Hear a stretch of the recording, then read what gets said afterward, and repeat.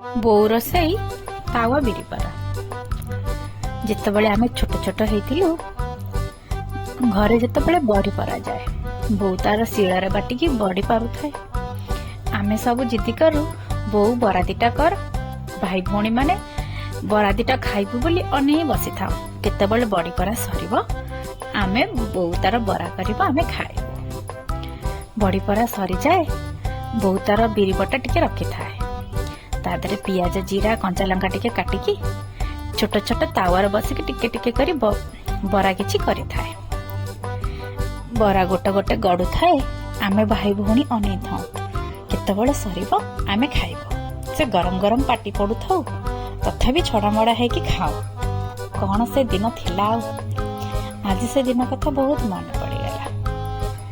ବିରି ବରାର ଗୋଟେ ଶେଷ ବରା ଅଛି। ଶେଷ ବରାର କାହାଣୀ ବି ଅଛି। କଣ ନା ଯେତେବେଳେ ଲାଷ୍ଟ ବରାଟା ହୁଏ ଆଣ ସବୁ ପୋଛି ପାଛିକି କରିଥାଏ କାହିଁକି ନା ସେ ବରାଟା ଟିକେ ବଡ ହେଇଥାଏ। ତାକୁ ଖାଇବା ପାଇଁ ଆମେ ଭାଇ ଭଉଣୀ ସବୁବେଳେ ମାଡ ଗୋଳ ଲାଗିଥାଉ। ଆଜି ଭିଡିଓଟା ଆଶା କରୁଛି ଆପଣ ମାନଙ୍କୁ ନିଶ୍ଚିତ ଭଲ ଲାଗିଥିବ। ଏଇ ବିରି ବରାର କାହାଣୀଟା।